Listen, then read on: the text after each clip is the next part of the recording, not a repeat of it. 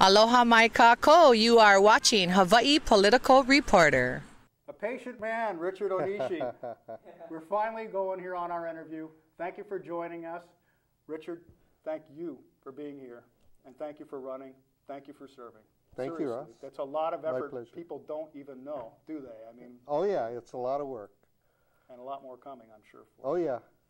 So Richard, could you please give us a little bit of your background? Let's start off with, a little bit of, why, I guess, your qualifications to run and your background, and then maybe we'll get into, the area that you're going to be serving, okay, and what you hope to accomplish. Okay. Well, I'm born and raised on the Big Island. I've lived in Hilo for all of my life. I've been involved in many community organizations. I'm a graduate of Hilo High School. I have a Bachelor's of Business Administration's degree from the University of Hawaii at Hilo. I served 4 years in the military, in the Army, after high school. Came back to Hilo and decided this is where I'm going to end up living the rest of my life. And why am I running? Well, I've been involved in politics since, I guess, Wayne Metcalf was a representative representing Hilo. I got involved with his campaign, was his campaign chair for 3 elections. And when Wayne decided that he no longer was going to run for the State House, he asked me if I was interested and willing to run.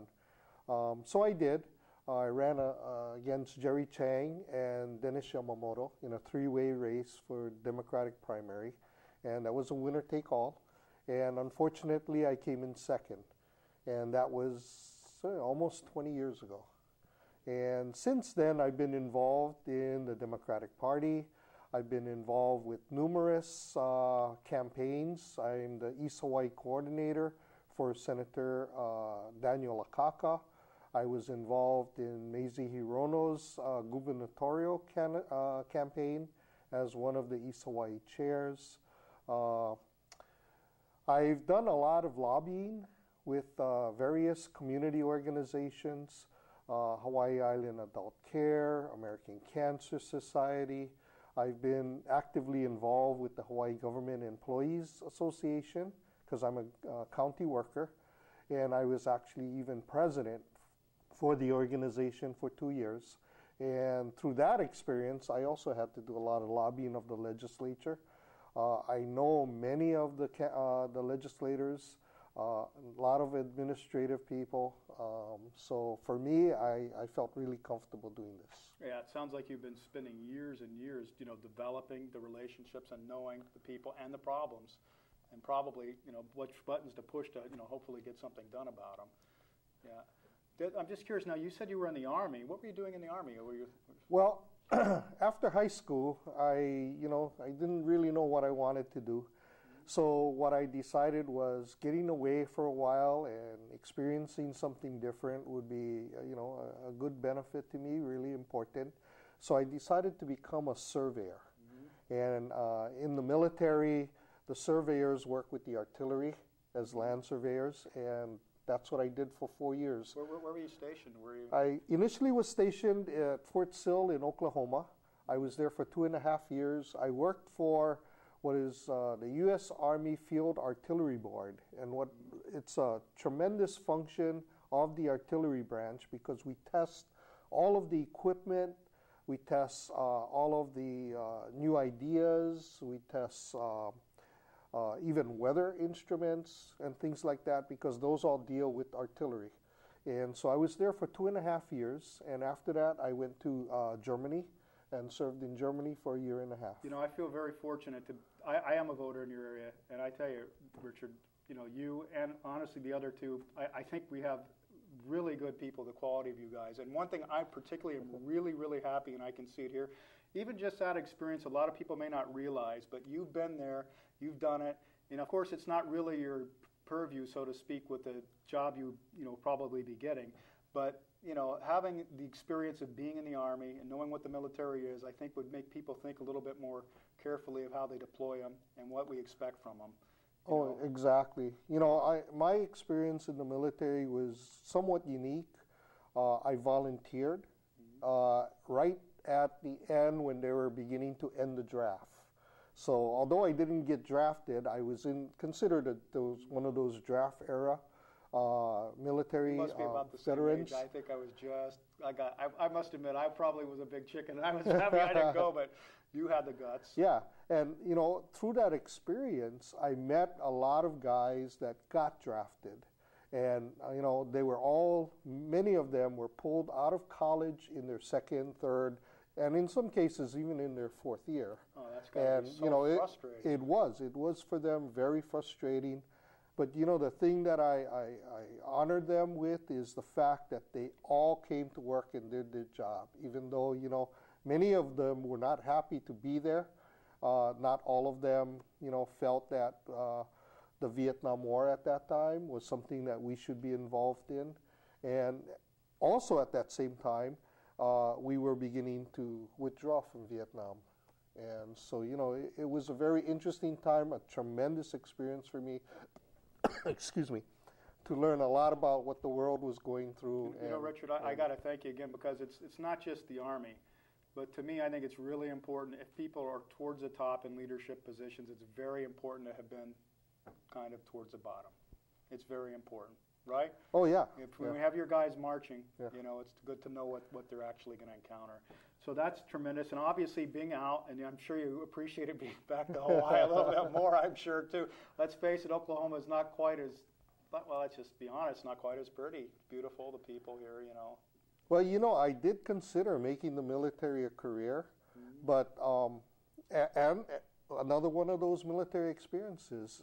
After they ended the draft, they still needed to be able to recruit people, and unfortunately, because of Vietnam War and the draft and all those circumstances, people were not joining up. I can bet. So what happened is, they began this all-volunteer army, and they began to give people who committed minor crimes an option of either joining the military or going to jail. And unfortunately, we began to get into service guys who really didn't want to be there either, and did everything they could, to try to make things difficult. And I was a sergeant at that time, in charge of a squad, and so you're caught between that. Yeah, that's the terrible it thing just in the middle, isn't didn't it? work, and I said, before something goes bad, I better Were any of those, I'm just curious, as aside, were any of those guys kind of turned around and made the better for it, or was everyone almost always, just fighting you in a problem? I would say you got about 20% of them that really felt that they got a second break. Yeah, and but many of them were like, hey, 3 years of my life was too long to spend for what I did, and they were just upset. Yeah, I know. A friend of mine told me a similar story. He was in the Navy, and he told me that wasn't too pretty. When the guys got locked in the ships, there, it made life tough. Yeah. Well, okay, now you've done some things. You were telling me some of the people you were lobbying for, and I think really what you were trying to say is advocating for, trying to help. Okay? Exactly. And these are the health care and adult care you were saying, okay, and you worked for the county. So as you've seen it evolve here, Richard, okay, and you've been, obviously from 20 years at least, you've been somewhat actively involved with this, okay? Where do you see as the challenges coming for us now, and what motivated you to run this time, okay? Well, I really believe that we need to begin to develop our own Hawaii sustainable environment. Revenue income, agriculture, jobs, all of those, I think, all are tied in together. And we really need to focus on developing alternatives. Energy is another key important factor, and through all these years, people have been talking about this for years and years. And, I bring it up, and everybody has brought this up. But really, I'm the kind of a person who, once I get involved, I like to get my hands dirty. I like to solve problems. And I think that's one thing I read your flyer, and it says you have system analyst, that's tied up now. Interestingly enough, all my family is engineers. One of them designed the nose actually for Mercury, and so one was, aeronautical, one was automotive. I used to be a broadcast engineer, so I'm experienced with this, and I think it's very good because a systems approach is really what you have to take to this. Exactly. And a lot of people don't understand that. Now, on the energy, I've studied this extensively myself, and I'm in this business actually. Okay, so you can probably, I imagine, do the calculations. And this is why I feel we're really fortunate, especially with Richard here, because he's going to be able to do the calculations and hopefully get to the bottom of the technical. Because from my experience, being frank, a lot of the people in the legislation and stuff, they really don't. They have BA degrees. They don't understand. They cannot get to the technical details, which is really important. Well, I've already installed my own, not my own, but I've already installed a PV system at my home, really beginning to look at my footprint in terms of energy consumption. And, so those are really key issues that I think, need to be addressed. I think so, and I used to be myself. Even though I'm in the business, and I play a lot of people who have no other power because I'm doing off-grid. I really wasn't so green, so to speak. But I think Russell Ruderman kind of woke me up to this, and I really see it here because, Hawaii truly is isolated in a sense too. And my personal belief is that there are going to be changes coming down the pike here that are not going to be easy to deal with if we're not prepared. Exactly. And as far as the sustainable, one thing you probably know that, and a lot of people don't, and it's important to realize. You think whatever energy you use on your home bill and your car, multiply it by 3, because that's the percentage. Because we have so many overheads. For example, let's say in Walmart, you're buying food from there. They have to refrigerate it. It has to come in on the ship. Exactly. It has to be taken off from the at the port. So we have an incredible energy footprint here. We really do. We do. And then on top of that, what you talked about, and it is definitely solvable. And there's many ways we could do it on the stationary power. But we're talking, transportation is much trickier. The ships, the boats, the planes, the cars. So that's quite a challenge, and I think we can do it. Now, back to that just for a second, okay? And I think this is where, you're going to have a tough time in a way, and anybody would. You mentioned something I looked at a YouTube video you had at the Democrat rally, and you mentioned that you have a pretty diverse area that you're serving. Exactly. And it's true. Shall we say headache? Okay, because that's the truth. I mean, everybody wants something different. You're going to be caught in a tornado, I suspect, here in some ways. Yeah? The district is huge. From the Hilo beginning portion, the Hilo portion of the district, to the end of the district, which is in Punaluu, that's 52 miles along the Volcano Highway, Highway 11. And, historically, there have been so many communities that really feel like they're independent communities. They all have different needs. We may have similar problems, but how they go about solving them are really dependent upon the people that live there, and they all have different ideas. What my experience has been over the last 30 or so years, and especially having been in the GCs, is that, when you go and address problems, the first thing you have to do is sit down and listen to the folks that have the problem. And, really sit down and listen to them, find out, okay, what are the issues? What do they think may be solutions? And you can't just talk to one group in that community. You have to be able to go out and talk to the various groups in that community. My background and training as a system analyst really is working with people, finding out what are their concerns, what are the issues, what kinds of problems do they have, what they think might be solutions.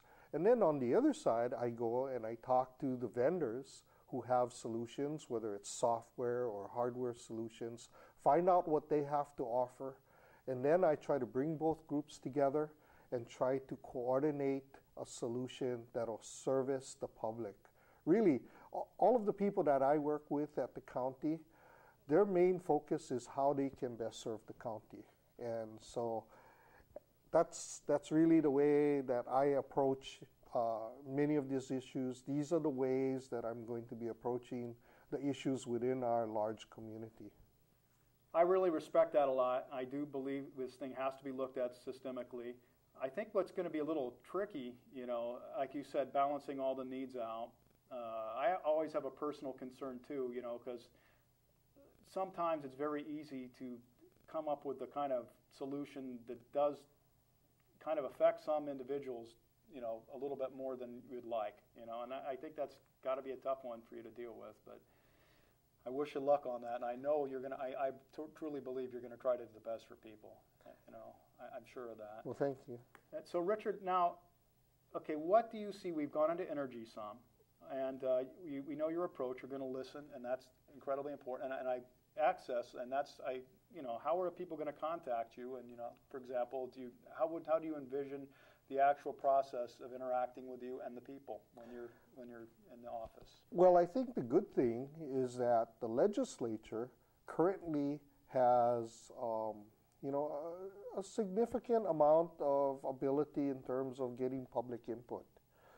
But really, my approach is going to be, I have to be out there in the communities. I've been meeting with different kinds of groups and organizations, different leaders in the community, trying to build those relationships. So once I get elected, you know, it's going to be easy for me to make calls and make contacts and say, hey, you know what, these things are coming up. How do they affect your community? What kind of problems do you see might occur? You know, we can talk. This way I'll be able to talk to people, you know, and get feedback from them. Do you have any specific things that are a priority for you to look into now? I know, like Russell, one thing I think, and I really like your approach with the sustainability there in that sense, and a practical, you know, again, I think you got to look at the calculations and stuff on this, because a lot of it really is pie in the sky too. But what can actually be done that we can do, we should do. You know, one thing I would just, like, coming as a side, and I don't know if you've seen his, or you haven't, I haven't put it on air yet, but if you'd see his interview, he mentioned to me how tremendously difficult it is for people, like, for example, if they want to make yogurt or do anything with dairy here. And you know that most of the dairies are shutting down and going. Right, exactly. So hopefully you would maybe look in, and obviously if the two of you are on the same wavelength there, maybe you can get a little bit more done. But what do you see as far as issues that, if anything, besides the alternative energies that you might want to go after, or anything kind of in your sights, Richard? Well, definitely our district, Russell and I have talked a little bit. I've talked a little bit with Zenlo Kern. I really see agriculture has played a major part in how we develop and design the district from Hilo all the way out to Punalu. There have been tremendous efforts already made. In some cases, we just need to help some of these people get to that next level.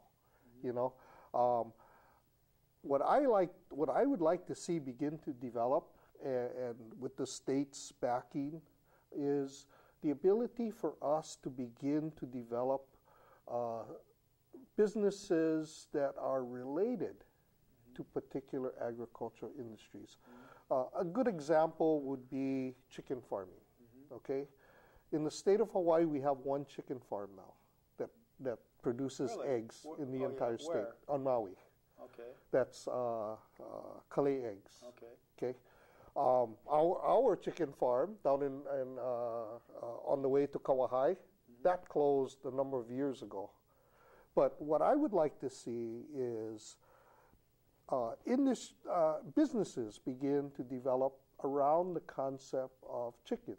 You know, whether it's chickens that lay eggs, so we can produce eggs, we can produce chicken meat, we can produce fertilizers, you know, all different kinds of businesses that can be built around. So you're talking about a hub and then industry. a vertical integration. Right, exactly.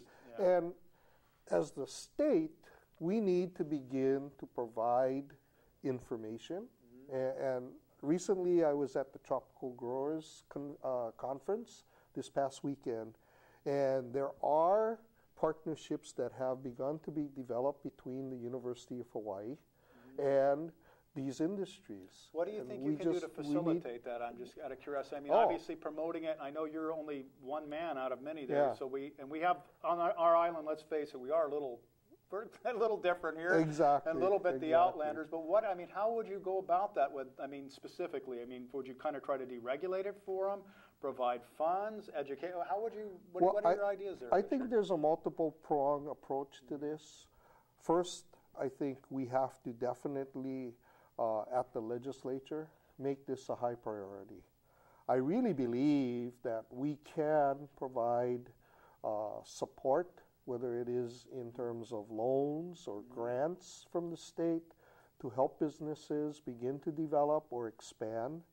I think we can partnership with the University of Hawaii through its various programs, even That's grossly underutilized. Yeah, it's grossly underutilized. There's no College doubt of about Business.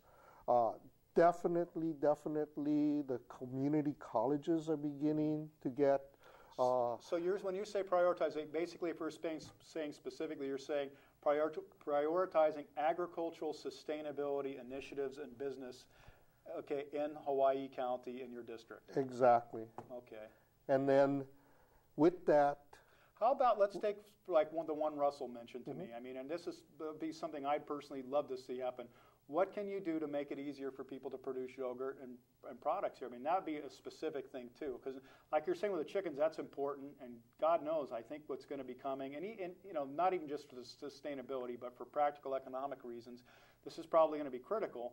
But you know, let's look at other things. I mean, let's, you know, obviously dairy, all these things go along, and we have a tremendous opportunity here, as you know, and you can do it. And I'm really actually quite thrilled to hear you thinking along these lines. What else, though? I mean, besides agriculture, what other areas, you know, and obviously there are branches of agriculture. Okay, there's, you know, the dairy, there's growing things. Exactly. What else and biofuels? I mean, there's many possibilities, and we have the water here, so we're very fortunate with that. What That's else? right. What else would you think along the lines, Richard? Well, what else coming along? What we really need to do is begin to also look at other revenue sources. And one of the issues that have come up in many of my questionnaires and in some discussions has been the issue of gambling. Now, I do not support just open blanket gambling. Anybody can do whatever they would like to. Although I'm very concerned in the fact that, you know, hundreds of thousands of dollars leave our state on an annual basis to go to Las Vegas, so that the people in Las Vegas don't have to pay any income tax. You know, this is a really valid point, and I really haven't considered it, and I think that's a tough one. It's so tough in so many ways, that one. But, you know, it really does need, that's one we have to take your approach and listen. Right. You know? And you know, I know that there are considerations that need to be put in place in terms of social issues and social concerns. But I think we can do that. You know, I don't see what the obstacles are.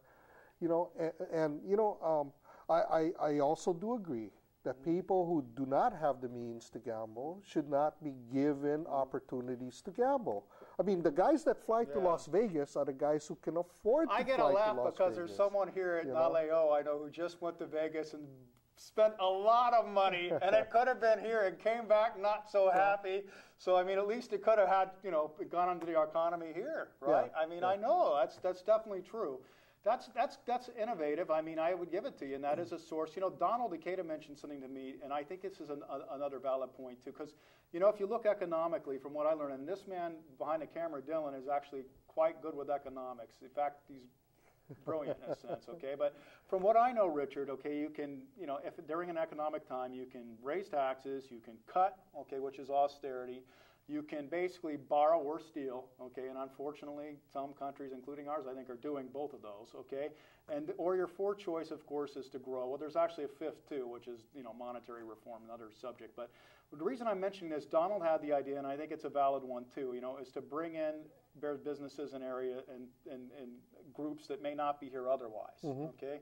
So along that line, and I know you're mentioning setting up the system along that, but I mean, are any thoughts on other industries that we could possibly develop through, for example, a tax-free zone for a few years, or anything like that?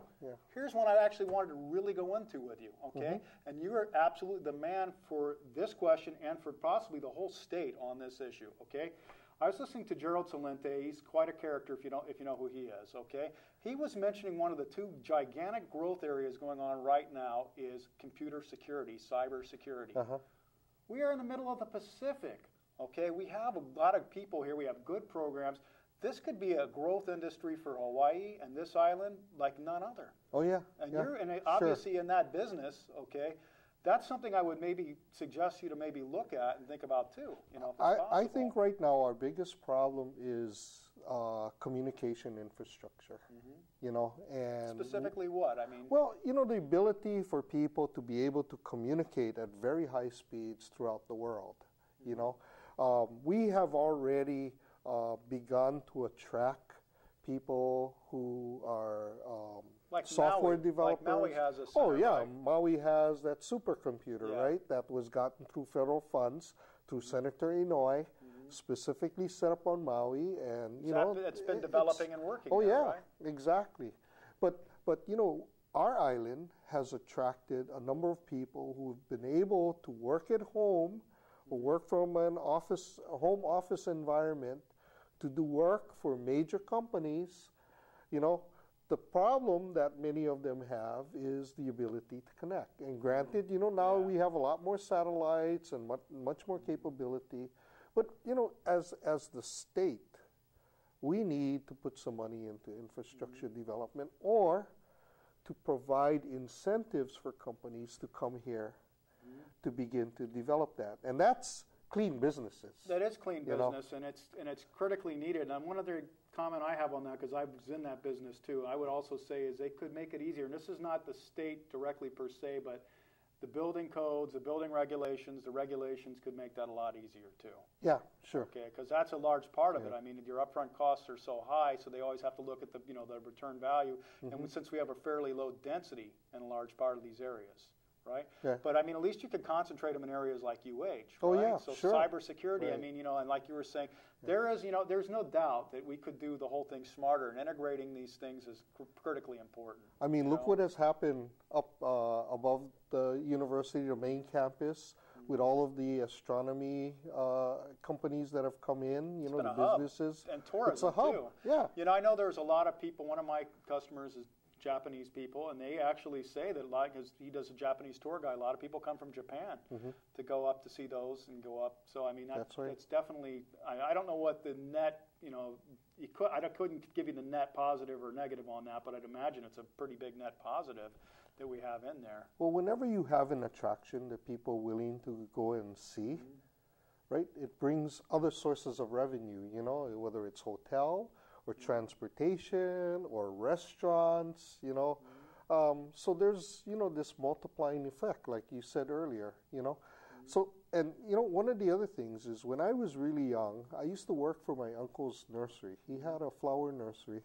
He used to raise anthuriums and red ginger. Where were you guys? It's in Hilo, near the old food fair on Kinooli Street. And I used to work for him. And he used to get at least one tour bus a day that used to stop at his nursery, take a tour. He used to raise orchids, take a tour. They'd be able to buy stuff, and he'd ship that orchid or plant to their home, so that when they got home, they'd be there, And so he was one of the first guys that really started ecotourism, because people would come on a regular basis to tour his nursery. That's another interesting one to go along. And Russell brought up something else that I think was really interesting, and I didn't know, because of the fuel cost. He told me that some of the cargo planes, coming in are cutting, their schedule to here. Now that would be, I'm just wondering if it's possible, and it would probably be difficult to coordinate even some with the military on some of these things, because a lot of transports, everything comes in, right? Right. But probably there's a lot going out half empty. So if something could ever be worked out, I mean, it'd probably be incredible bureaucracy, but because I think, Richard, what you're talking about, I think what you're saying there, if I'm hearing you right, okay, is that there's a lot of work-at-home businesses, a lot of people, you know, doing remote work essentially, and there's things that we could be shipping off the island and on the island and in the islands, okay? Right. There's no doubt we could be doing a lot better, and I really totally agree with you and think we should be doing that. So, but I think this shipping is going to be more difficult as time goes on, okay? And, you know, hopefully along, you know, I know they're starting to do the biofuels here, okay? And hopefully we can get some of the marine so we can support them, okay, on that. So what do you think as a resident here, okay, right now, it's putting on a different hat, okay, what has been frustrating for you, okay? I mean, what do you think that we could really have improved, okay? I mean, where do you think we really need to see improvement, either on a state or a county or even, you know, on a specific area of let's say, authority? Well, I think there's a couple of areas. First of all, obviously, is transportation. You know, we have a huge island. We have a tremendous amount of roads. But, you know, one of the problems that I think is that we don't really have a master plan on how we're going to match development, residential development, business development with our road infrastructure. We don't have a plan that how we're going to integrate mass transportation with our developing communities. I think that's really important, and I think that's something that the state really needs to take a critical look at, because as transportation costs gets higher and higher, we need to provide alternatives. We want to avoid Honolulu, you're saying. Well, you know, we don't want all that congestion. We have congestion already, you know. We definitely need to look at alternatives. We also need to look at mass transit as greater possibilities on how we can get people from one location to the other. I was up in Pahala when they had that really bad accident a couple weeks, in fact, I guess a couple Thursdays ago, in front of Hirano's store. And I was stuck on the road for 2 hours waiting for, you know, the chance to be able to get past that after they'd done all their investigation and things. So, you know, there are those kinds of concerns and considerations. The line of cars from Hilo going out to Volcano was tremendous. It almost reached Mountain View, you know, and that's a long ways from where Hirano's store is to Mountain View. I'd agree with you. The density, there's a lot on the arteries, okay? I mean, you know, we have a gigantic amount of flow coming there. And I noticed that the other day myself, actually. I've heard the people of Lower Puna kind of complaining about that, you know, near Shower Drive and stuff, and I never really understood it until I just had the experience like you did a little bit ago. I mean, I do sign waving in Keao, and if I leave my location before 8 o'clock, I hit the gridlock that goes when the Pahoa bypass meets the Keao, the Volcano Highway, you know, and there's just gridlock right there. You know. Well, that's going to be one I know from what I've heard at the forums. That's a tough one, and I know I've heard Faye Hanahano talk about how there may be some property owner, I think it's Shower Drive, maybe Shipman or whatever is kind of holding that up. Right. I know that's a dear issue to those people. Definitely were affected by it. We definitely need to work on that solution. So that's one. Anything else really stand out? I mean, or let's put it this way: if we're not going to go and say, what do we need to fix? You've given us some vision. I mean, you've lived here your whole life. You've seen I know Stephen Arouge was telling me the difference between the dirt roads and everything, how it's developed, and you've seen it. And so you obviously can see that. I think this is part of the thing. You've been here and you've seen where it's going. Yeah. Okay, that's probably one of the reasons why you're talking about the roads. And that line, what is a vision, okay, that you can see? I think we've seen bits of it. But if you're going to summarize it in 30 seconds to 60 seconds, Richard, okay, would you tell the people, okay, what you think we can work on to develop and how you'd like to help in that?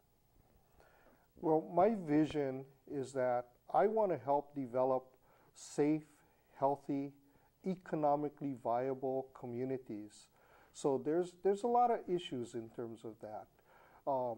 Economic viability, my district is huge. Each of these communities have different opportunities to create jobs, to create opportunities for not only people that are living there currently, but for their kids to come back, to begin to develop, so that they are able to live in the communities that they grew up in. The other thing is safety. Obviously, environmental concerns, how we develop alternative energy, whether it be sources or production. I think that's really a key. You know, we have the problem in my district with the fog from the volcano. We definitely do not need to add any more problems to that. We don't need to add anything more to those problems. You know, I really believe that we have tremendous assets in the island of Hawaii. And those assets really need to begin to be looked at, and how those can be worked together with the needs, with the concerns of the people in those communities. And that's really where I'm headed. That's the kind of things that I'd like to work on. I'd like to work with people, find out what are their concerns, their issues, their problems, look at how can we as a community develop solutions. And my resources, being a legislature, is only one aspect of what I bring to the table. Like I said, I'm born and raised on this island. I have many friends, not only on this island, but throughout the state, that aren't just focused on government, but providing other opportunities, whether it is helping business development, whether it is in health, community resources. You know, we have a tradition on the Big Island of being very giving. When we started the Relay for Life for American Cancer Society, we had the largest fundraising event on the Big Island, and we had the largest fundraising event for American cancer in the state of Hawaii. And this is Hilo. And the people on our island, within our district, are very giving people. They're very concerned about our communities, and I think we can all work together to really make our communities better. Okay, so there's no doubt we all would agree with that, okay, what you want to do there. On specific things, there are a couple things that are brewing right now, okay? The PLDC and geothermal. Richard, any thoughts on those? Well, you know, on the PLDC, I've reviewed the law. I also feel that it's, I really can't understand how that law got passed, but it is flawed. The one thing that I am concerned about is that there are calls for the law to be repealed, and I would support that call to have it repealed if first we take the opportunity to try and correct this law in the next legislative session. Now, I really believe it'll be more efficient and less time consuming for us to look at, okay, what are all the issues, put into place amendments to the law that address those issues, and then pass those versus going back and restarting to create a whole new bill, you know, repeal the existing Act 55, start a whole new bill, bring everybody in for public testimony and stuff, and try to get something passed this legislative session. My approach would be, hey, you know what, let's sit down, let's talk about all the problems, let's try to make amendments to get this bill fixed so that it serves the public good as well as the state good. Because I do agree that we need to look at how we manage state lands. We have to get, in these austere times, more efficiency out of state land. But this current bill is not the way to do it, and it has to be changed. Now, if we can't come to agreement, I am in full support to repeal the bill. So what are the main things that are kind of, that you see that are the problems? What kind of makes, what are you concerned about? Well, definitely public input. Environmental impacts need to be addressed. The home rule issue in regards to planning and building. So you support that? Oh yeah, of course. I mean, I work for the government. One of the departments that I help support is the building division, and the guys there, they work very hard. And you know, it's really funny because their job is really to protect the public. It's not to make the homeowner or the building guys job more difficult. What they're really there for is to protect the public. You know, if somebody built a house that wasn't to code and we had a strong wind and that wind blew their roof off of their house and onto your house, wouldn't you be upset? Well, you the know, fact Richard, that it wasn't built correctly? This is one you've touched on. I know a lot about, and you know, I would agree with you. And I know all the players there. I know Warren, and I know everybody, and I'd agree with you. They do mean to do that. Yeah. My problem with them is, and this is a gigantic problem, is there's no cost-benefit analysis. Okay, and there's no percentage risk analysis. So right. I think it's gigantically overdone. And one thing I got to give for Cliff Suji, and something that Brittany and I kind of worked together and developed, and I know there are others, okay, who've been working on this, and Bob Herkes when he was there. We need to simplify a lot of these things too. We actually got something through that made it a lot easier for people to build for agriculture, and it's along the line Sure. of what you're talking Sure. about. Exactly. So the problem is here, and I will just say this, and I think, you know, and again, I think and like you said, you got to see all sides, and I try to see all sides because I know Warren and those people do mean well. I know that, okay? Right. But for example, they were going to make standards for hurricanes stricter than southern Florida when we have 1% the likelihood. I agree. This we need to look at, right. okay? Exactly. But going back to where you were, let's not get, I'm sorry if I pulled this off too much. Sorry, you just hit that's one button that I have, okay?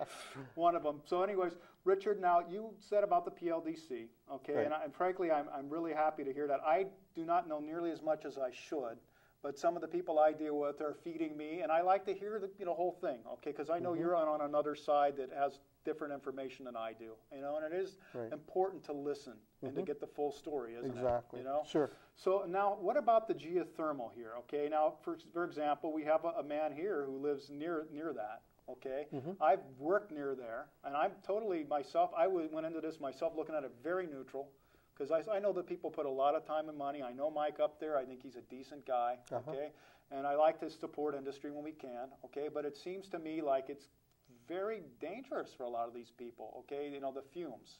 What do you know? What do you think? And how much have you been involved in this? Or what are your thoughts on geothermal? Well, I haven't been directly involved in geothermal, but you know, I really believe that geothermal is another source of alternative energy that I believe can be developed safely and successfully.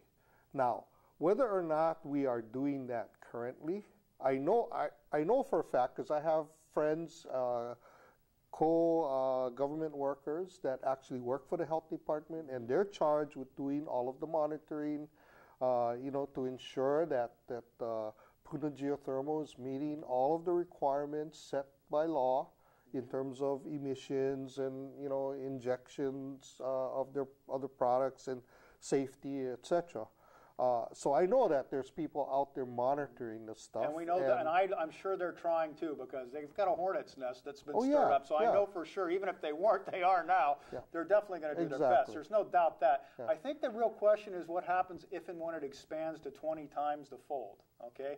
And I think the issue down there, and Richard, just so you don't have to worry, I'll put this out if you don't even want to get into it. It's okay, because I don't want to put you on a spot here, but I think the issue that's going on down there, you know, maybe the industrialization of the whole area. And this is a tough question because I see on the state's level, they're seeing a vastly underutilized area and resource. And they're saying, well, we can get the whole thing developed. But then I think what we see here is we're saying, wait a second, this is a wahoo going to suck everything out and change our lifestyle. Okay?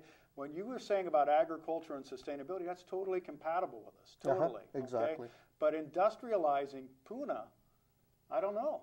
Okay, I mean, and that's a tough one because I think that's really where this is all about, isn't it? I mean, well, see, and I would tend to agree with you that is one of the major issues, but that's not what you hear, right? Okay. You hear about all the environmental issues and people getting sick and the noise and the fumes, and I agree that, you know, the lifestyle of Puna is really the decision of the people in Puna. So you're supporting home rule in that sense? Oh, certainly. I mean, I support those community development plans that are beginning to be put in place. And Puna's community development plan has already been approved. And they're starting the second phases, which are the town development plans within the community development plans. But you know, those community development plans are a living document. They're designed to be reviewed, to be changed as necessary as your community develops and changes. And I know Bobby somewhat, and I think she's a very reasonable all-around gal, and I know she's trying to do it there, so I think she's striking a fairly decent balance. I think the thing is, and I hear you on that, and you know, there's no doubt there probably are some, like you say, you're monitoring it, and there's probably some misgivings and some misinformation out there. I'm just wondering, you know, why, you know, it's like Harry Kim says, why not do the health study, and why not go back to what California, in fact, if you watch the show tonight or tomorrow or Wednesday, Harry will be on, and he's basically, you may know, it's a different technology here on our geothermal than the others. You know? So I think that bears a lot of thought, and you know, hopefully, Richard, and I think you, being from here and of here, and your family here, I think you're going to think about that. I really hope you do. Well, and I think that's exactly the issue. You know, I really believe that, you know, we're not so secluded that we cannot be looking at the other technologies and the other developments in the rest of the world. Yes. I think we definitely have to do that. And as we develop these alternative energy sources or methods, we really need to bring the best information, the best safety, the best thought to how we're going to develop that. Now, you know, granted, even for me, if I was in Ka'u, I wouldn't want to be looking at 40 windmills, you know, instead of the ocean. But, you know, we have to look at what are the community needs, what does the community want, and how does this fit within what the community wants to do. So yeah, I mean, geothermal is there. You know, they have just recently, I think, expanded their capacity using the existing infrastructure that they have. I understand, I think they recently drilled another well, which they're hoping to bring online very soon within their same complex.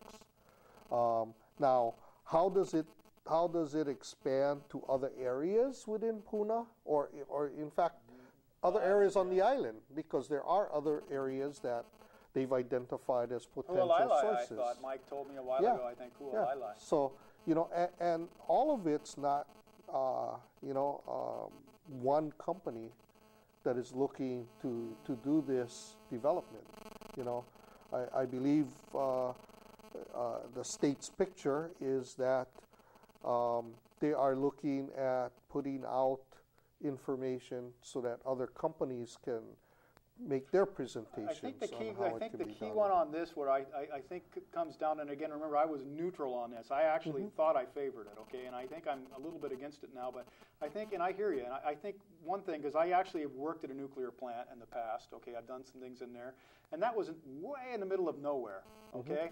So I think a lot of it depends really where it's put, and Zendo said something very interesting, and I think it was a really, he says, this has to be done in the most Pono, forward, you know, transparent way possible. Right. Exactly. Okay? And I think if you do that, that would help a lot. And if it was put away, you know, like you know, a distance, that would help a lot.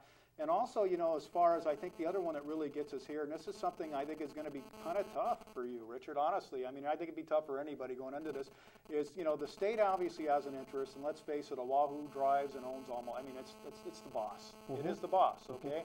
And here we are, this little island, well, not, you know, little island in a sense, people-wise, right? You know, with great resources that, I mean, it's, you know, let's face it, they're going to want to use it, okay, if they can. So, I mean, here's the balance in the question for B, and you don't have to respond, but how do you put, you know, home rule, okay, versus them, for example, Oahu, okay, and the line, and the people saying, no, okay, if you're going to develop it, we want to keep it. Any thoughts? Any thoughts on that? Well, you know, we also have to not only look at our immediate needs in terms of power, you know, or electricity. We also need to look at other stuff like business development, roads, infrastructure, entertainment, you know. these may be all possible funding sources, taxes, land taxes, you know. All of these things could be beneficiaries of some of the development. I'm not saying that we should go hog wild, develop everything so that, you know, I hear you. But look at gambling in I hear Nevada. you, and you know what? It's good to have an open mind to that. I hear you. I guess to me, on a personal basis here, it always comes back to, and there is true. You know, we all benefit if the state is stronger. Okay, it takes pressure off the individual if, you know, if we have larger things, okay, contributing to our income sources. I think I have the fear, and I think you're not one of these guys who would abuse it, but I just think the state, you know, it seems they're remote.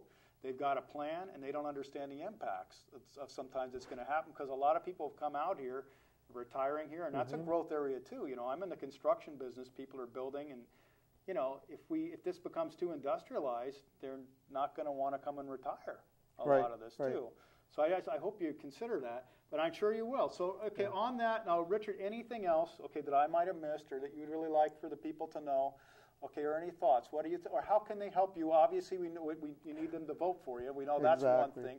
But okay, how can they contact you? And Richard, what can they do to help you in the process and help us all? What anything you'd like the viewers to know or do? Okay. Okay. My final thoughts is this: our island is so special. Right now, we have, I think, the privilege of having the representatives from our island to the State House all come from the same party. And I think we can all work together in order to be an influence at the state level. That is very, very important, that we have a unified front from our island making our requests, making our demands to the state, so that we are not driven only by the needs of Oahu and Honolulu. You know, as we move on, the demands are going to get greater, the needs are going to get greater. We need to begin to look to the future, especially for our island. Many of our children no longer live here. They get an education, and once they've gotten their education, they cannot find jobs. Now, there are all kinds of jobs that are possible. There are some in agriculture, there are business jobs, there are technical jobs. We need people to work in the medical field. So there is potential for a lot of jobs to be developed here for our children and our future. And I'd like to be a part of that development. I think we have that opportunity. I think it is important that we have a team of legislators that will focus on that. I've talked extensively with some of those that have already been elected, and I believe that they all feel the same way. So that is very important. Now, what I need is your help to get me elected. I need for you to talk to people. You've listened to some of my views. I hope you believe in my ability to help our communities move forward. I am very concerned that we not treat each of our communities the same way. There's no cookie-cutter approach to addressing our problems. What it takes is getting in there, talking to the people, finding out their concerns and issues, and helping to develop solutions by bringing various kinds of resources, whether they're private or government or nonprofit types of solutions. Whatever it takes, I've been involved in many of these areas, and I believe that I can come up with solutions that will help communities solve problems. I need your support. I need for you to come out and vote for the general election, and I hope you can vote for Richard Onishi. Thank you very much. I really appreciate it. I appreciate. This is fun. I got to tell you, I got a little thrill listening to the. I mean, I'm not like Chris Matthews or anything like that, no, but in a really nice way, because it is true. We really have to keep a front here, and it's nothing against. Look at. I mean, it's always a balance between the whole and and the individual or smaller, sure. Isn't it? It is. But I think obviously you have. It's like I know Stephen has told me you've seen the whole thing here. I grew up in an area kind of that was underdeveloped too when I was young. and it's good to have the perspective. I know you feel for the people. You understand the differences in the community. You see the vision. I also admit, and it's true, I can see a great synergy between you and Richard developing. I mean, between you and Russell developing. And I called Russell Richard today. So, hey, Russell! Hey, no. But between you and Russell, I really can see that. And I would personally be very happy to do whatever I can to support you guys, okay, in that. So thank you very much again. Ross, thank you for running. This. And listen, people, it's tough what they have to do. So thank you, Richard. Thank you, Ross, for this tremendous opportunity to get my word out. I really appreciate that. And vice versa for us. Thank you. Thank you, Richard. Aloha.